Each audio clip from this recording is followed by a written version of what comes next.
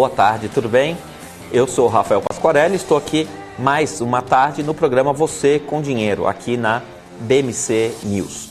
E hoje eu tenho como um convidado especial o Leonardo Teixeira, que é especialista em Private Equity Venture Capital. Ele é sócio da Iporanga Ventures e co-gestor de fundo de Private Equity. Leonardo, boa tarde. Boa tarde, tudo bem? Tudo ótimo. Tudo bem, boa tarde. É a primeira vez que a gente está aqui no programa com um especialista de Private Equity. Então, por favor, mandem suas perguntas para que eu possa fazer aqui para o Leonardo. Eu já conheço o Leonardo há pelo menos uns 10 anos, Leonardo? Eu diria que uns 8. Uns 8 anos, né? A gente se conheceu no INSPER, não é isso? Correto. Me fala da sua trajetória até chegar na Iporanga Ventures. Legal, bacana. Primeiro emprego aí foi banco de investimento australiano, gente. Macquarie Group, né? Então equivalente a um BTG australiano, naquela época fazendo derivativos de commodities. Ali foram 8 anos de experiência com aquela casa. Depois Barclays, banco inglês, super tradicional, grande também. Um pouco aqui no Brasil, um pouco fora, Londres, Nova York. E essa experiência com Barclays foi até 2013, né? Então, naquela época o banco começou um processo de redesenho das unidades de negócio, acabou saindo do país em algum tempo, e aí nessa época sai um monte de profissionais do banco e a gente realmente vai se recolocar em outros trabalhos, em outros bancos, enfim. Naquele momento ali eu tive uma reflexão de realmente querer fazer alguma coisa nova, então começar uma carreira nova. Tinha naturalmente gosto por tecnologia, sou engenheiro de formação, essa interface de tecnologia e investimentos era algo que me interessava. Naqueles anos de 13 e 14 pensei bastante em empreender startups, não foi naqueles anos que eu fundei uma startup, mas comecei a investir meu recurso e fiquei operando bastante tempo recursos próprios, né? E tendo tempo para poder network com esse mundo novo, com as empresas, entender como isso tudo funcionava. Ainda lembra que 2013 e 2014 é um ecossistema bastante diferente do que a gente tem hoje, muito pequeno, muito imaturo, se você quiser. Então era, de certa forma, fácil conhecer as pessoas e se conectar, né? Então, por um número de anos ali, vamos falar de 13 até 18, é quando eu pratico investir como anjo em diversas empresas de tecnologia, startups, acertando, errando, aprendendo, e me conectando com os fundos, até o momento em que, enfim, você deseja fazer alguma coisa maior e mais impactante, aí sim vem a ideia de montar um fundo, né, um veículo mais relevante. E aí o pessoal da Iporanga já era pessoal amigo, conhecido de muitos anos, um dos fundadores da casa foi meu colega pessoal de faculdade, enfim, eles também investiam em tecnologia e já conto um pouquinho a história deles, então aí fui para casa como sócio da Iporanga para levantar o fundo que a gente investe atualmente. É um fundo de Venture Capital, uma tese de pré-seed e seed Brasil, né, agnóstico para setores. Então, hoje eu sou um dos co-gestores desse fundo, né? O outro gestor comigo é o Renato Valente, que foi Country Manager da Wire há 5 anos, então também foi empreendedor e toca comigo o dia a dia desse fundo, dessa gestão, né? E aí, para contar para vocês um pouquinho de Iporanga, quem é Iporanga nessa história, né? Então, Iporanga é uma casa gestora, CVM regulada, começou em 2009, uma tese um pouco diferente da de hoje, ali fundos quantitativos, a estratégia funcionou bem até 2011, ali com muitos desenvolvedores dentro de casa fazendo os algoritmos, naturalmente alguém levanta a mão e fala, tem um amigo meu fazendo uma startup, vocês não querem olhar? Vamos lá ver o que é isso aí. O pessoal vai, faz um primeiro investimento, faz um segundo investimento, começa a entender algumas teses e faz um investimento bastante icônico que foi a Log no PowerPoint ainda em 2013. Em 14, a Log é concorrente da... A Log de logística, dos Correios. Dos Correios, entendi. Absolutamente concorrente dos Correios. E ali investimento também no pré-seed, no PowerPoint da companhia, bem pequeno, mas com um retorno muito expressivo. E meio que isso vai puxando, uma coisa vai puxando a outra e você vê que você tem um Brasil cheio de problemas, tecnologia é uma onda que varre o mundo, então você tem digamos assim, um perfect storm, uma tempestade perfeita de talento humano, né? Não tinha tanto capital naquela época, né? Mas muitos problemas, tecnologia sendo uma forma de resolver vários desses problemas, então a casa começa a fazer mais investimentos ou dedicar mais tempo para essa atividade. Em 2014 tem um primeiro fundo que é então montado, depois em 2018 a gente monta 2 SPVs que são fundos de um ativo só, então para fazer investimentos, alocações específicas. Depois, em 2019, a gente lança o fundo atual, o fundo 2, do qual eu participo na gestão. Em 2021 a gente lança uma outra SPV, então hoje no total a Iporanga tem 5 veículos gerenciados de tecnologia. Isso é o grosso da gestão, é isso que a gente faz o tempo todo. Isso mais ou menos uns 120 milhões de dólares sob gestão nesses 5 veículos, né? A gente vive e respira tecnologia, por assim dizer, né? No sentido de estar ativo, de estar conectando sempre com empreendedores e investidores do mundo todo. E o fato de você ter aí 10 anos de vivência nesse setor é o que te faz conseguir operar bem, né? Porque é um business de gente, Rafael. Se você pensar uma empresa no começo da vida dela, são 2, 3 fundadores ali, com uma grande ideia, com pouca evidência, muitas vezes com um Excel e um modelo que te mostram, e esse é o pitch da empresa, como aconteceu já nesse fundo que a gente investiu numa empresa assim. Então, é um business de gente antes de ser um business de ativos. Entendi. Eu queria fazer algumas perguntas. O Rogério Torres falou aqui, boa tarde, Rafael, boa tarde, Rogério.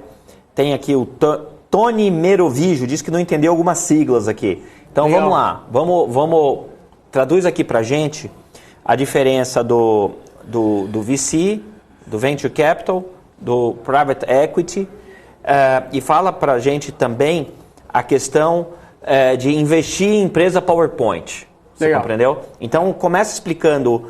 E também outra palavra que você usou, eu acho que foi Special Purpose Vehicle. Legal. Então, eu gostaria que você, primeiro, trocasse em miúdos essas siglas e depois contasse como que é investir em PowerPoint, porque eu acho que muita gente vai ter muito interesse em saber como que isso funciona. Bacana.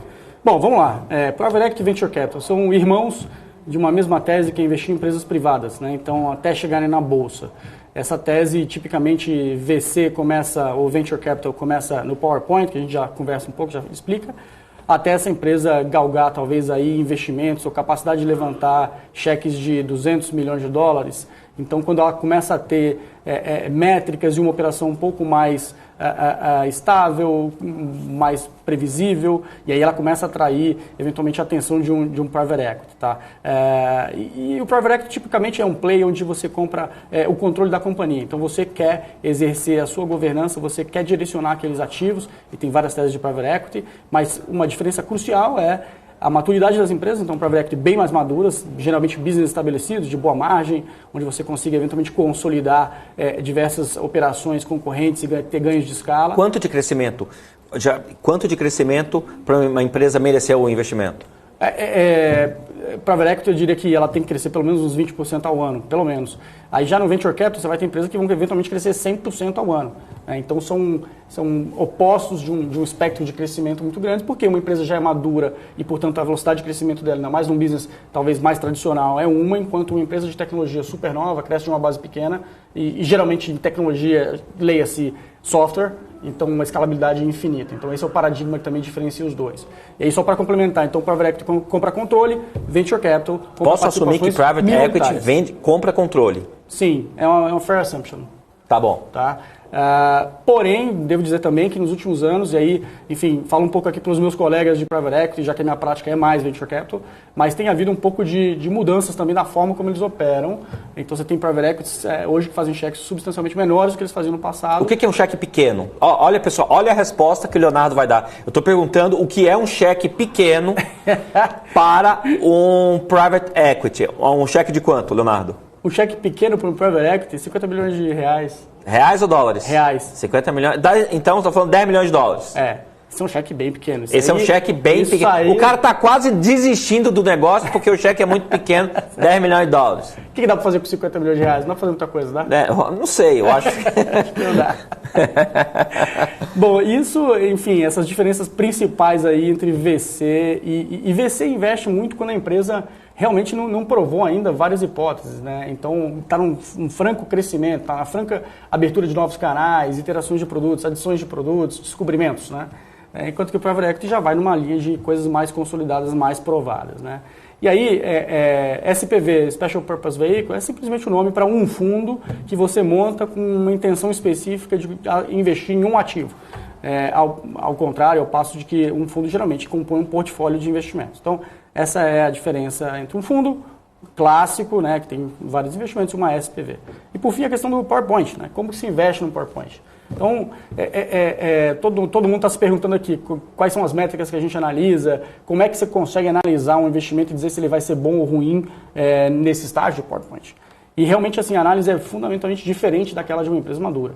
Então, você vai se guiar. Provavelmente, se você tiver que compor ali uma régua de análise, você vai falar de 80% o time e a legitimidade desse time, a complementaridade do time fundador, o tipo de alinhamento que eles têm no longo prazo, se já se conheciam ou não se conheciam, e a capacidade de construir e comunicar uma visão muito profunda, muito vasta de um negócio. Né? Então, se ele for um inovador verdadeiro, típico, que está abrindo um mercado novo, ou achou alguma coisa no mundo que precisa ser consertada, ele vai conseguir pensar essa jornada em várias dimensões para frente. Né? Você vai perguntar como é que é um ano, o cara te fala, 2 anos, 5 anos, 10 anos, ele vai ter essas visões. Então, a gente se julga muito por essa capacidade do founder de saber o que está fazendo, de quão longe ele quer ir, da ambição que ele tem. Se ele é um founder missionário ou mercenário, para usar aqui uma contraposição, quer dizer, se é um cara que quer flipar essa empresa em poucos anos e já ter auferir um ganho financeiro pessoal, ou se o cara está lá e não é por dinheiro, mas é por construir uma grande coisa que vai deixar uma marca no mundo. Né?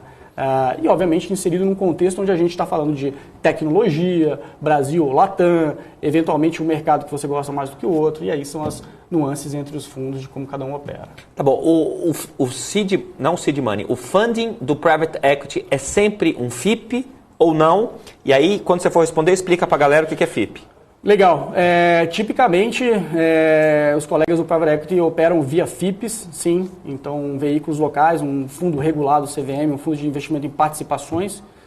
Então, um fundo que investe em reais e é localizado no Brasil. Né? Enquanto que VCs operam das duas formas. Nós, particularmente, a gente opera com um fundo que é fora do país. E tem uma razão para isso, né? As empresas, na nossa observação ao longo dos anos, as empresas que realmente são boas e conseguem atrair muito recurso, elas meio que rapidamente atraem capital estrangeiro. E o capital estrangeiro não quer estar investido dentro do Brasil, prefere estar investido numa jurisdição que ele conheça. As regras estejam em dólares, então todo esse caminho... Eles não confiam tanto assim em reais? Não é isso? O cara não confia tanto assim na nossa moeda? Bom, a gente tem volatilidade na nossa moeda que explica um pouco dessa desconfiança. Nossa, não sabia. E acho que é isso, basicamente. Então, geralmente, não é uma regra, mas VC se incorporam fora do país, enquanto os PE se incorporam dentro do país. E a FIPS. Entendi. E aí esse movimento que aconteceu recentemente de private equity comprando empresa de bolsa? Você viu isso? Os PIPEs? Como que você consegue explicar isso melhor pra gente? Acho que eu consigo ter uma visão, Rafael. Acho que basicamente é conseguir entender que tem oportunidades ali, low hanging fruits, ou empresas que estão avaliadas muito abaixo de níveis históricos, de múltiplos históricos, que ensejam você entrar pesado numa coisa dessa. E aí, você investe numa empresa madura ou numa empresa early stage, meio como uma função da sua preferência de gestor e da sua expertise de onde você gosta de operar e também da qualidade, do tipo de recurso que você atraiu para o seu fundo, para o seu passivo, tá certo? Então, eventualmente, e tudo está, obviamente, investimentos estão sempre carregando consigo uma medida de risco. Então, sobre essa normalização, dado o risco, o retorno, não vou dizer que sejam melhores ou piores os investimentos de early stage versus uma empresa madura que um pai foi lá e comprou, tá certo? São só coisas diferentes e que tem a ver com o passivo do fundo e com a preferência do gestor. Entendi. Agora, outro ponto. Como que a gente consegue perceber se um private equity é de sucesso ou não? Tem a ver com o desinvestimento? Porque o private equity compra participação na empresa, mas não é um casamento à moda antiga.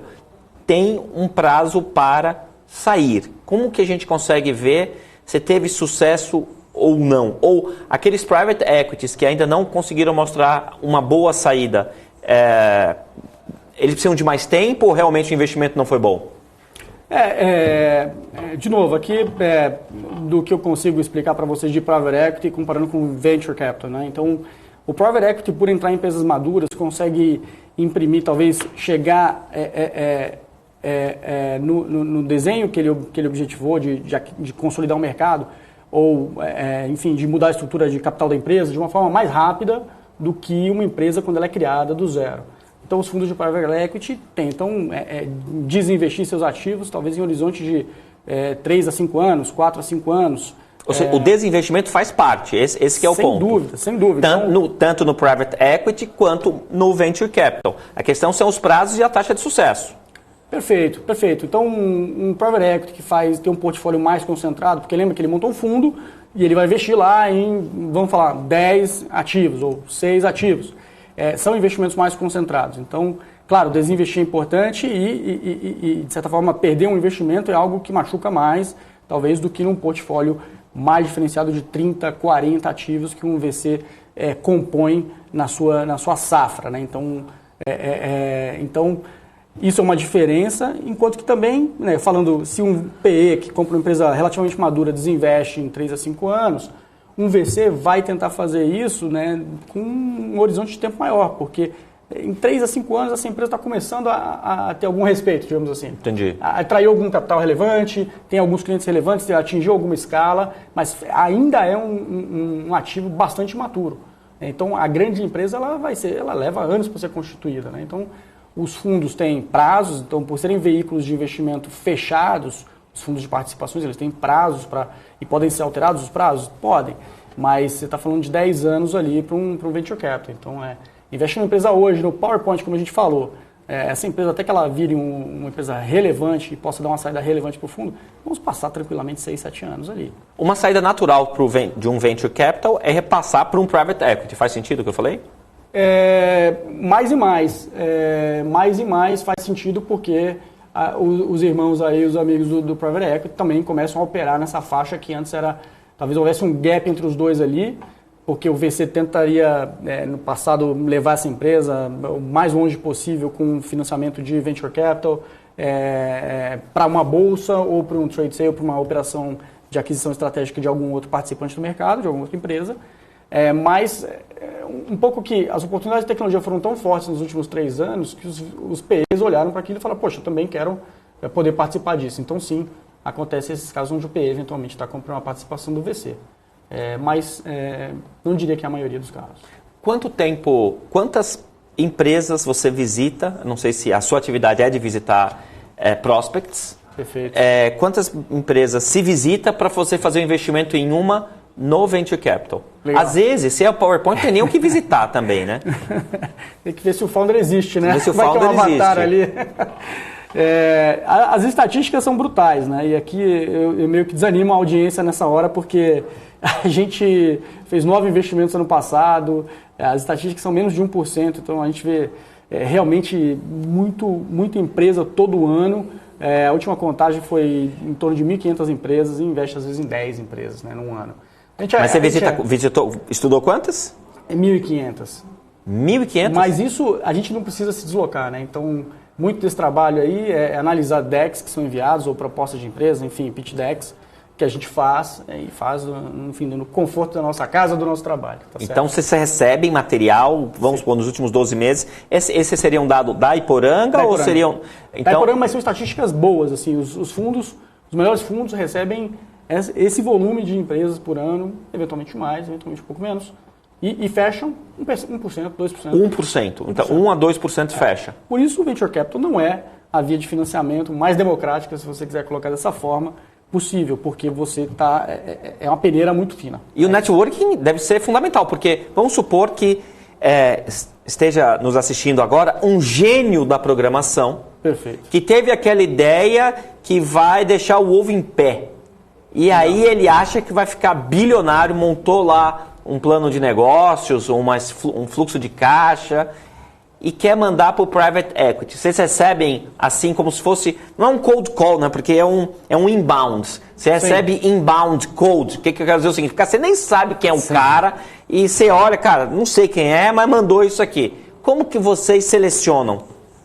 Porque, mil é muita coisa, né? Então, de fato, assim, acontece muito isso, Rafael, e na verdade não é a melhor forma de você de você abordar um investidor de venture capital. Por quê? Porque o financiamento da sua empresa de equity nessa fase da vida da empresa é a coisa mais especial que pode acontecer. Então, definitivamente você não quer, digamos assim, fazer um processo de varejo ali para atrair o capital. Não funciona assim. Funciona as duas partes se encontrarem, existe uma questão muito grande de confiança. Então, é claro que uma empresa, quando pega os seus primeiros milhões para poder construir um produto, você não vai impor em cima dela uma governança, um escrutínio tão grande quanto uma empresa madura que você colocou 500 milhões de reais e você quer saber todos os números na vírgula, tá certo? Então, existe também um quê de confiança. E quando você vem completamente frio, né, para usar essa palavra do code, ou sem nenhum tipo de apadrinhamento, ou sem nenhum tipo de introdução, eu não sei, assim, é perigoso, assim como você dá crédito no mar aberto, concorda? Você vai sofrer seleção adversa, vai vir um monte de coisa ali ruim que você vai ter de destrinchar, então você se coloca num risco que não é um risco que você quer correr, tá certo? Então sempre procurar chegar no VC de uma forma apresentada, de uma forma conhecer, entender, para que isso seja uma coisa mais interessante. Né? Eu conheci o Leonardo no INSPER, né? A gente se conheceu no INSPER. Sim. Então, se um camarada desse não conhece ninguém, já é um mau sinal, certo? Porque ele não conhecer ninguém. Mas aí o que a gente viu também nos últimos anos, né? Muitos executivos, né? Jovens executivos, mas com um apetite empreendedor, eventualmente fazendo aquela escolha, posso ficar aqui na empresa, tudo bem, vou ser diretor, mas quer saber? Tem dinheiro rolando no mercado, eu tenho um problema aqui que eu quero resolver, eu vou entrar nesse mercado. Eu vou virar empreendedor, vou montar uma startup. E aí, você não tem network, né? Você vai fazer tecnologia, você não conhece nem desenvolvedor, né? Então aí a dica é você começar a entender quem é quem nesse mercado, construir alguma ligação com gente que já trilhou esse caminho, se fazer apresentar por um outro empreendedor, né, que é, digamos assim, uma das formas melhores de qualificação de apresentação. Né? O empreendedor vai falar, Rafael é empreendedor, fala, tá aqui o Léo, enfim, o João é empreendedor, novo, mas gosto dele, confio nele, está querendo empreender. Acho que vale o seu tempo de análise. Né? Entendi. Então é dessa forma. Entendi. Então, você acha que o camarada ele não conhece empreendedor nenhum? Não conhece empreendedor nenhum. Fazer um curso, será que um curso, ele bate na porta da Endeavor? A Endeavor também não vai atender o cara de maneira tão fria. Então, o que eu queria passar é uma mensagem para quem estiver nos assistindo, já começou um projeto e precisa de mais dinheiro e tem muita fé no projeto. O que o cara faz para se aproximar de potenciais investidores? Legal, ótimo. Então, sem dúvida, rever a literatura disponível, digamos assim, entender o que tem de informação, e hoje tem muita mais informação de altíssima qualidade do que existia 10 anos atrás, então faça seu dever de casa de visitar os materiais da Endeavor, que são excelentes, e tem uma literatura extensa lá, para você entender quem é quem, saber quem são as pessoas. Depois você pode tentar hackear, por assim dizer, né, relacionamentos, conhecer pessoas empreendedoras e fazer se apresentar, e dessa forma, então, chegar no fundo de uma forma mais calorosa. Essa seria a dica que eu daria. Né? Pessoal, a gente vai para o primeiro intervalo e depois a gente volta à nossa conversa com Leonardo Teixeira, da Iporanga Ventures. Até daqui a pouco.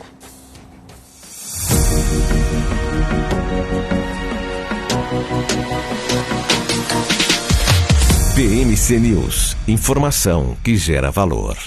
Você está cansado da mesmice? Negociando em plataformas com ferramentas desatualizadas? Falta variedade e funcionalidade?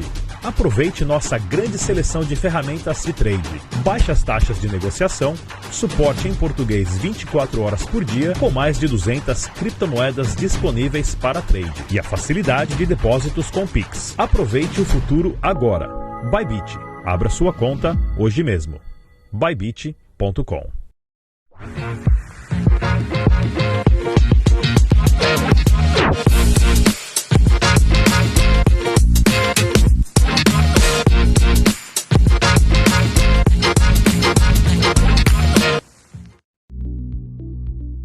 Fala time, tudo bem?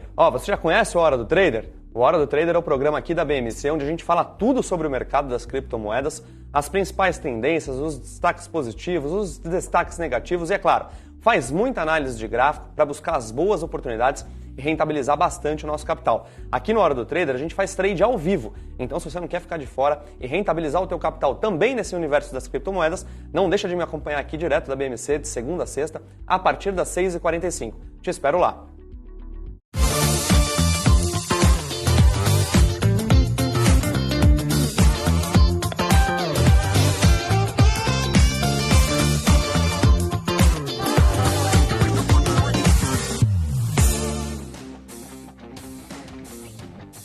Raul Teixeira, estamos falando sobre Venture Capital e Private Equity.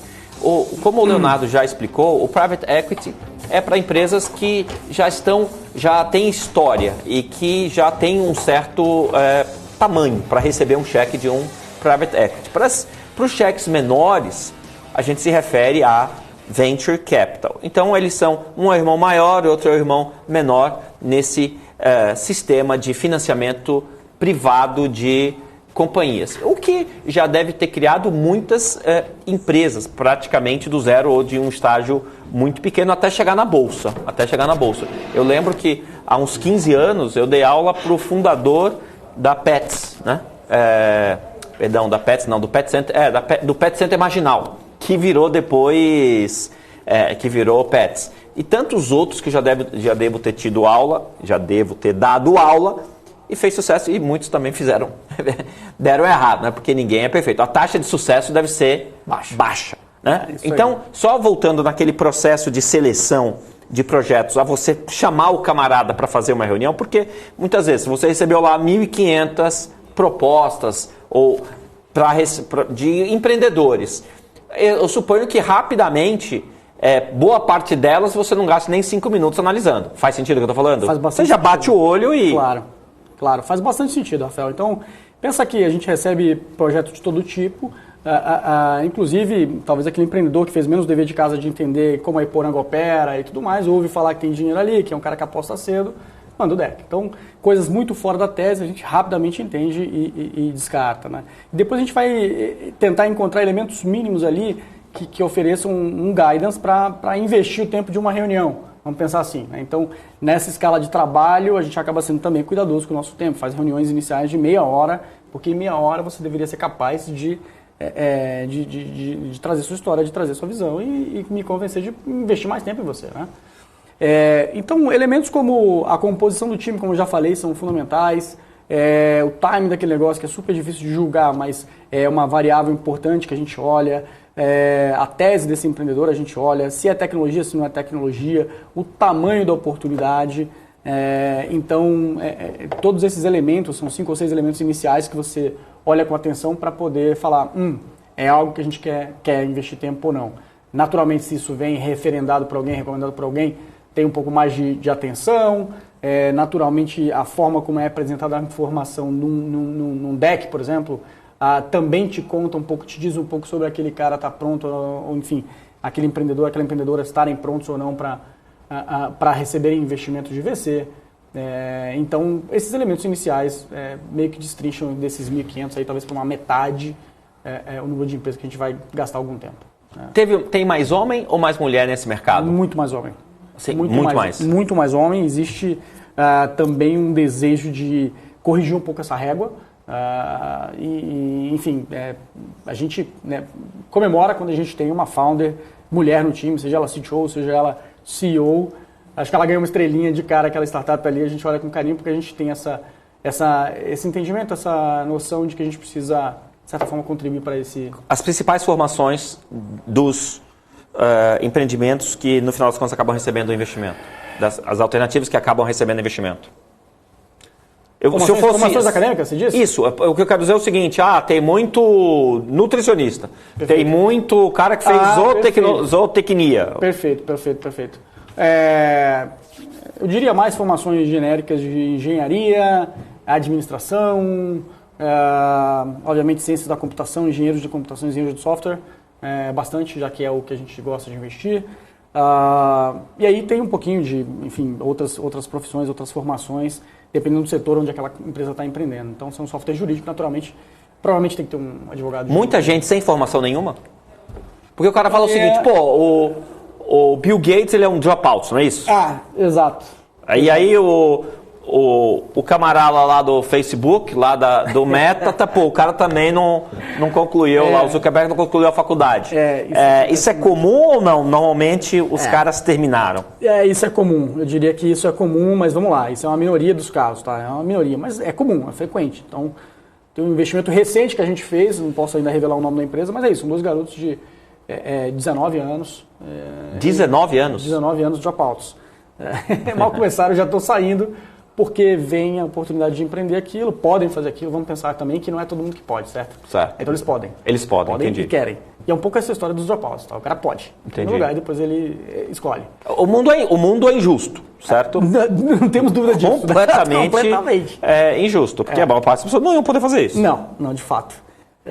Então, recentemente passamos por um outro caso similar, a gente falou com 2 garotos brasileiros que moram nos Estados Unidos, é isso também, dropouts. Mas aí, vamos lá, vamos tentar entender de onde vem essa história. Se você está fazendo uma startup de tecnologia, lê-se, software, tá certo?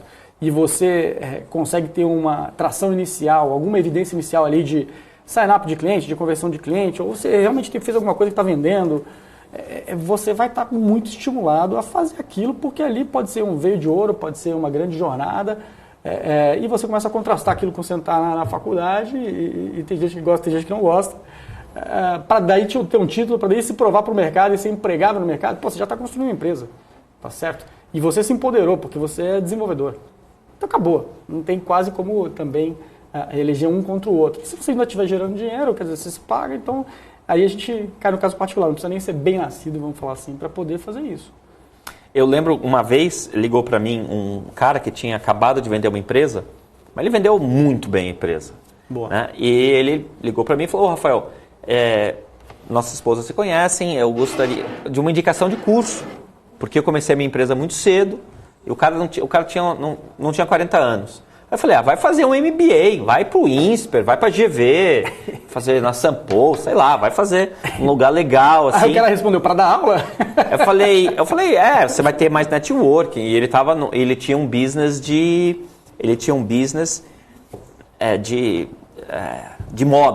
moda e vendeu muito bem para uma empresa legal. De altíssimo. E aí ele falou, não dá, não posso fazer isso. Eu falei, mas por que você não pode? Eu não tenho nível superior. É que eu comecei... E aí eu até brincava, né? Eu coloquei essa pesquisa assim no meu Twitter. O que você prefere? Chegar nos 40 sem nível superior, com 200 milhões no bolso? Ou chegar com 40, nem 1 milhão, mas com nível superior? Claro que eu, como professor, eu falava, cara, vai estudar. Porque também é o seguinte, né? Correlação não é causalidade. Quer dizer o seguinte, o Zuckerberg não acabou a faculdade. O Gates não acabou a faculdade. Esse camarada aí que você falou, esse de 19 anos aí que você mencionou, não vai acabar. Se Deus quiser, não vai acabar. Então, a saída é, eu já vou largar a faculdade agora. Pessoal, por favor. Não é assim também, gente. Não é assim. É claro que é. Também. É claro que é. E não sei se... Acrescento mais, porque na verdade, não pense que empreender é simplesmente trabalhar. Vamos lá. É trabalhar muitas horas do dia incansavelmente. Mas nesse processo você tem que ser um cara estudioso. Porque, sobretudo nesse paradigma de tecnologia, onde você faz experimentos e colhe resultados e realimenta o seu modelo para entender se você vai para a direita ou para a esquerda. Então são sempre pessoas estudiosas, talvez não numa carreira formal, acadêmica, é isso. Eu lembro que quando eu era professor, eu ainda sou professor, mas eu já fui o homem-aula, já cheguei a dar 60 horas de aula por semana. Eu dei aula para um cara que era do Google. Aí eu falei de um negócio que eu estava montando, ele falou, vamos tomar um café aqui no Google. Aí eu fui lá no Google, aí mostrei, ele falou, faz isso, isso e isso. Ele me deu só 3 dicas. Cara, as 3 dicas foram fundamentais. As 3, assim, foram muito boas. Então tem que saber... E eu vou falar mais, assim, não é surpresa isso, porque, assim, de novo, gente, tem que estudar, cara, tem que estudar. Pelo amor de Deus, né? Acabei de falar aqui. Mas muita coisa não está nos livros, tá certo? Muita coisa está na vivência do dia a dia. Entendi. Agora, você consegue contar, eu não sei se dá para contar, talvez não na Iporanga, mas algum negócio que você recusou, e se você não for da Iporanga contar alguma história, o cara recusou e depois alguém aproveitou e o negócio deu certo, e aí o Venture Capital fica com aquela, desculpa que eu vou falar, aquela dor de corno. Dor de cotovelo. Dor de cotovelo, desculpa. Melhor. Dor de cotovelo, melhor. Não, sem citar nomes, mas sim, tem vários casos, né? Porque a verdade é o seguinte, vamos fazer uma matemática básica aqui, a gente rejeita 99%, com certeza eu não sou perfeito, vou errar um monte. Então, overtime, o meu anti-portfólio, que é o que eu deixei de investir, que deu muito certo e, portanto, eu tenho uma dor de cotovelo que me leva para o psicólogo. Existe isso. Claro que existe. Então, de fato, assim, você deixa passar muita coisa, não tem como todo mundo acertar tudo, tá certo? Você tem que acertar algumas boas, retornar bastante dinheiro para os seus investidores, e você vai passar várias. Então, tem esses casos. Tinha uma empresa de Belo Horizonte, Muito bem. Olhei, tinha dúvidas ali sobre a composição do time, se esse cara conseguia defender aquele produto, parecia um produto muito simples de replicar. O cara era uma máquina de vendas. Cresceu um monte, e atraiu um private equity, no caso, que botou um checão lá, $100 milhões. Já foi para private equity, nem passou pelo venture capital. Esse cara foi para private equity. Mas quando ele recebeu o primeiro cheque, ele já estava faturando quanto? Esse cara, eu não tenho esse número, porque, Rafael, não era meu investimento. Mas era milhões, assim. Não é que ele estava... Sim, já estava faturando milhões, sim. Já estava faturando milhões? Sim. Isso sim. Entendi.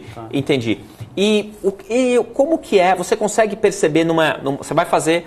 Você fez o primeiro screening, já dispensou um monte, fez a reunião com alguns. Meia hora, você dispensou, determinou meia horinha. Legal.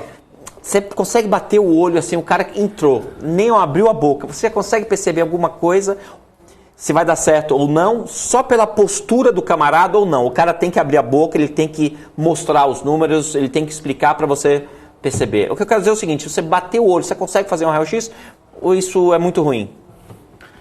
Rafa, não dá, cara, não dá. Tem que realmente conversar. Tem que conversar, Tem que conversar, entender a cabeça do empreendedor, da empreendedora, entender a visão deles, a construção lógica, os passos que eles estão vislumbrando, o porquê que aquilo faz sentido, se o timing está correto ou não, porquê que eventualmente isso está dando certo lá fora e o cara está fazendo alguma coisa parecida no Brasil e porque vai dar certo aqui, tá certo?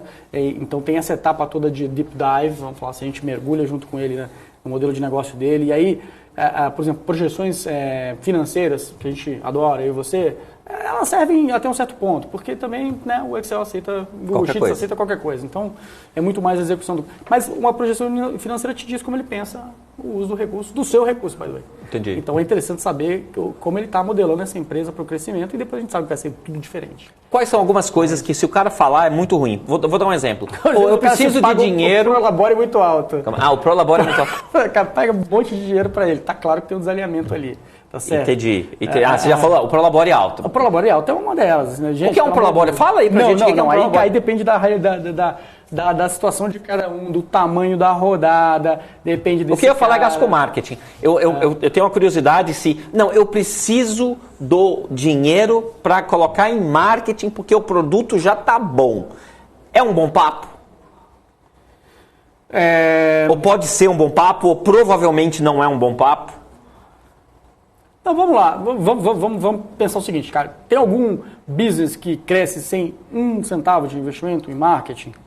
Tem, talvez tenha, mas assim, a minoria da minoria, certo? Então, a companhia tem que fazer investimentos de marketing e de vendas para poder crescer. Certo. Então, assim, a princípio, a priori, não é isso que descarta uma análise, não é isso que não tem nada de errado com isso. Mas a materialidade daquilo, vis-a-vis a maturidade do produto, porque lembra, Rafael, que a gente está investindo, quando essas empresas têm 3, 10, 15 caras, e geralmente elas estão num momento anterior onde elas estão ainda construindo esses produtos de software, né, essas funcionalidades, essa suite de produtos, e portanto muitas vezes não geram caixa, consomem caixa, e não necessariamente estão investindo em marketing, por exemplo. Podem estar realmente alocando recurso 90% ali para o produto. Para o produto. É isso que eu estou falando. Você chegar para um camarada de venture capital dizendo que o destino do dinheiro é desenvolver o produto, melhorar o produto, corrigir lacunas que a concorrência já tem. Não é uma conversa bem melhor, né? Eu preciso de 80% do dinheiro para marketing, o resto, um pedaço vai ser para o meu Prolabore e outro pedaço vai ser para melhorar o produto. Eventualmente essa empresa aborda a gente no momento em que ela realmente já equacionou custo de atração de cliente, já entendeu os custos dos canais, os ROIs dos canais. E eventualmente ela fala, cara, a gente tem um produto aqui, é um produto só, não são vários, mas é um. A gente tem esse histórico que está crescendo super bem, a gente gostaria de botar gasolina e queimar a gasolina para ir mais rápido, tá certo? Em marketing. Eventualmente vai fazer sentido, tá certo? Mas, assim, de novo, talvez a gente crescer rápido é sempre algo positivo, com alguma sustentabilidade, tá certo? Essa é uma discussão boa, porque até 2021, dezembro, alguém te falaria assim, cresce o mais rápido que você pode, porque dinheiro não é restrição dessa equação. Eu escutei de um camarada que as empresas estavam sendo avaliadas por múltiplo de cash burn. Não, isso aí quanto você consegue queimar? Eu consigo queimar 100 milhões por ano. Cara, é você, cara, porque... Não. Anedoticamente, mas não. O ponto é o seguinte, você consegue crescer rápido? Consigo. Me mostra que você consegue formar time, até aqui uma pessoa de growth, tem aqui uma pessoa de people, e a gente consegue botar esse dinheiro para trabalhar rápido. E como tinha dinheiro de sobra, né, realmente o incentivo era você crescer mais rápido do que seu concorrente para poder construir algum moat, construir alguma proteção ali, algum musculatura que te proteja do concorrente, tá certo? Porque se você cresce devagar, ele cresce rápido e aí danou-se, um mata o outro.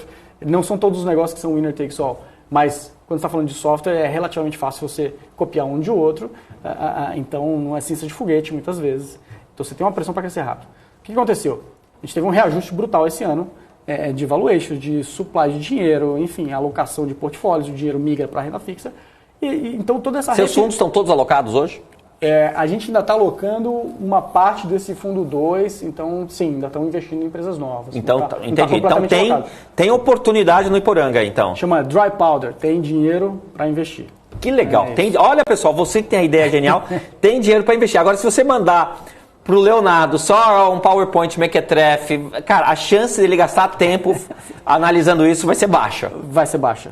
Vai ser baixa. A verdade é essa. Não, e convenhamos, né? Cá entre nós. Se eu tiver... mas veja aqui, olha que interessante. O PowerPoint é uma forma de comunicar a sua visão à empreitada que você quer fazer, tá certo? Certo. Você pode mandar um texto. Não tem problema nenhum, eu não ligo para a parte visual, tá certo? Eu vou analisar ali. Eu já mandei texto e funcionou. Pois é, tô falando. O texto, não era o Jeff Bezos que falava para os executivos escreverem os seus projetos em 2 laudas, porque ele não queria ver os elementos, porque isso distrai as pessoas, o elemento gráfico. Então, é isso.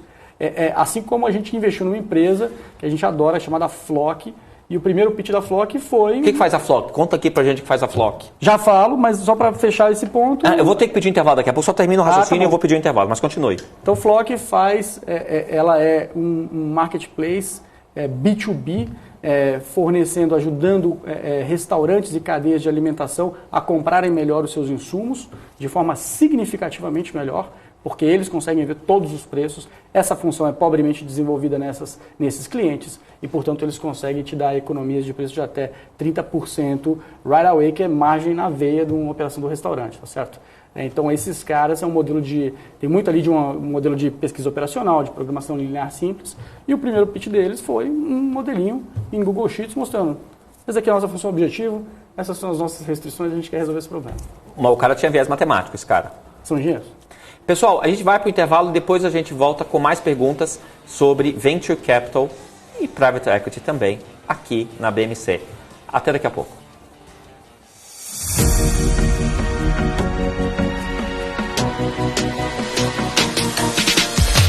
BMC News. Informação que gera valor. Fala, time, tudo bem? Você já conhece o Hora do Trader? O Hora do Trader é o programa aqui da BMC, onde a gente fala tudo sobre o mercado das criptomoedas, as principais tendências, os destaques positivos, os destaques negativos e, é claro, faz muita análise de gráfico para buscar as boas oportunidades e rentabilizar bastante o nosso capital. Aqui no Hora do Trader a gente faz trade ao vivo, então se você não quer ficar de fora e rentabilizar o teu capital também nesse universo das criptomoedas, não deixa de me acompanhar aqui direto da BMC de segunda a sexta, a partir das 6h45. Te espero lá. As empresas que fazem parte do seu dia a dia estão em uma das maiores bolsas do mundo, a Nasdaq. E a boa notícia é que você pode investir nessas empresas diretamente pela Avenue, sua corretora nos Estados Unidos. Com os dados das ações dos Estados Unidos fornecidos pela Nasdaq em tempo real, o cliente Avenue pode acessar diretamente as maiores bolsas do mercado americano. Entre neste mercado de tecnologia e inovação. Acesse avenue.com.br/Nasdaq e seja bem-vindo ao mercado global.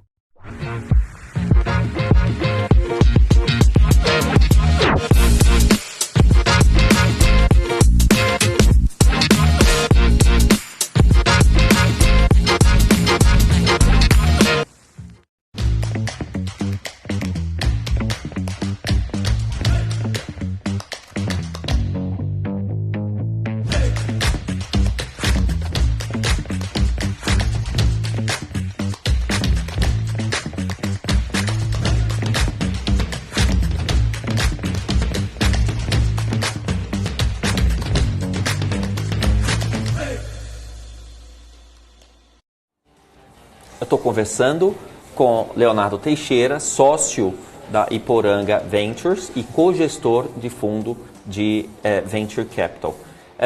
Leonardo, existem locais, quer dizer, o networking é fundamental nesse negócio. Então, puxa vida, se você é sócio de um clube, eu não estou dizendo para as pessoas virarem sócias de clube, mas tem uns locais que você vai encontrar pessoas desse métier, correto?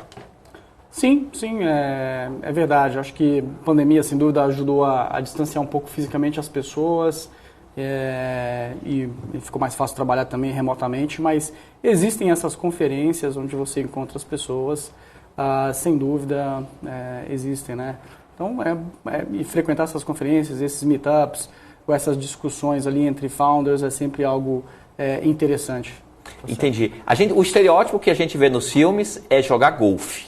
No Brasil seria qual esporte? Seria um vôlei de praia? Acho que hoje está mais para beach tênis. Seria um beach tênis. Não, a verdade é que você vai encontrar as pessoas através de outras pessoas. Então, isso que a gente falou 2 blocos atrás é muito verdadeiro.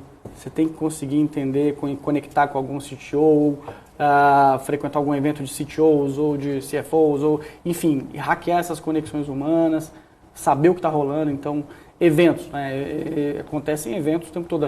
Semana passada teve o Case, né? Um evento de startups aqui em São Paulo, bastante grande. Existem esses eventos. E você vai encontrar um monte de gente. Agora, estar no eixo Rio-São Paulo faz diferença ou não? Você pode estar em qualquer lugar do Brasil, você vai encontrar as pessoas do Venture Capital. Rafael, faz uma diferença sim, a concentração da cidade é maior aqui, tá? Rio-São Paulo. Uma vez eu te encontrei na Fundação Dom Cabral. Foi você ou não? Fui eu mesmo. E você estava lá num treinamento de qual tema? Não sei se era governança corporativa. Entendi. Sim. Entendi. E é a segunda vez que eu me encontro com ele assim em ambiente de estudo. Mas eu não era o professor. Eu falei para você que eu gosto de estudar, então... É verdade, verdade. Leonardo, mas você fez comigo, eu acho que eu MBA em Finanças no INSPER. Fui MBA em Finanças. E a disciplina, o que eu dei? Finanças corporativas, derivativos? Foi derivativos, avançados, alguma coisa nesse sentido. Porém, esse curso eu comecei quando eu ainda estava no banco, e aí saí do banco, virei para o mundo da tecnologia e dos investimentos, e aí acabou que meu TCC foi com Marcelo Nakagawa, foi um BP de uma startup. Entendi. Agora, eu tenho um conhecido, já me encontrei com ele no Brasil, em outros lugares, que ele vendeu a empresa dele muito bem, empresa do setor de telecomunicações, e aí ele começou a investir em empresas, ele sozinho, e depois ele viu que era uma gelada, que era muito melhor ele se juntar num fundo que tem mais estrutura. Isso aconteceu com você? Aconteceu comigo, então o caminho foi, como eu falei, eu comecei a operar... Sozinho, sozinho, recursos próprios, fazendo todos os erros e os acertos, sozinho.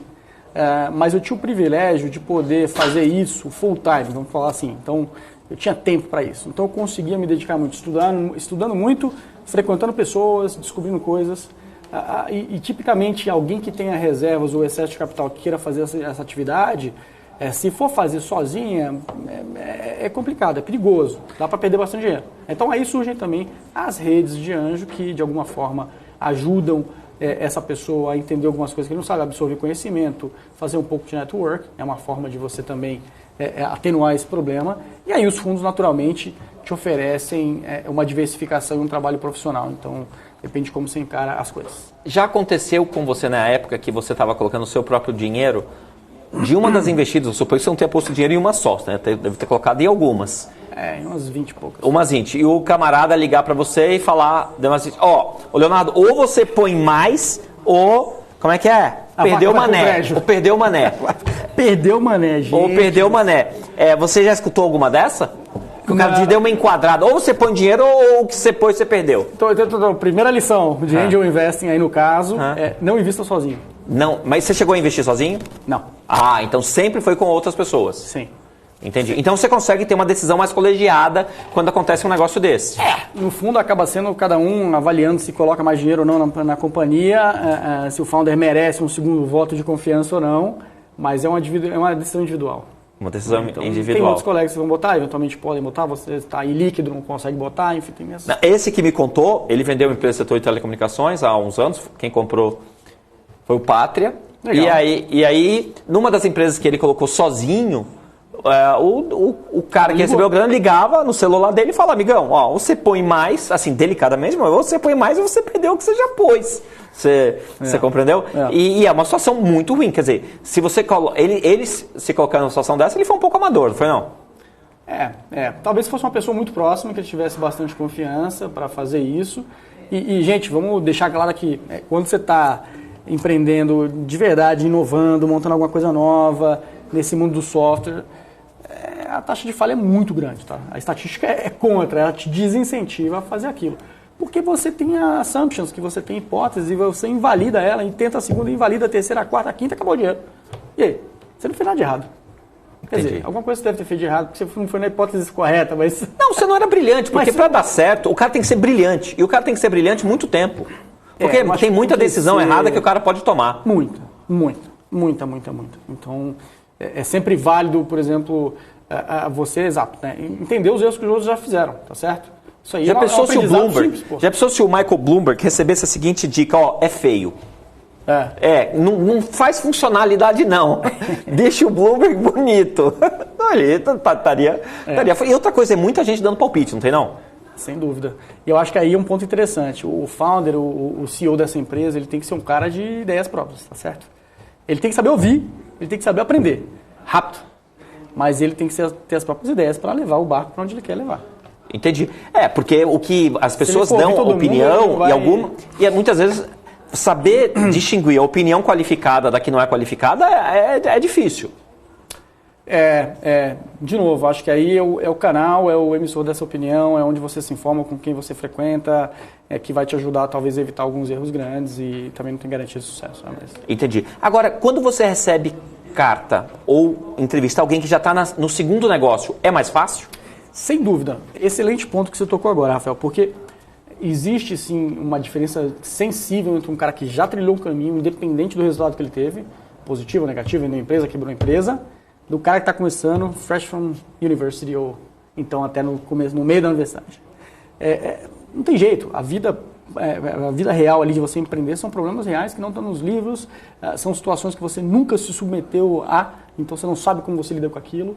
Então quem trilhou esse caminho vai ter um pragmatismo talvez maior do que quem não trilhou.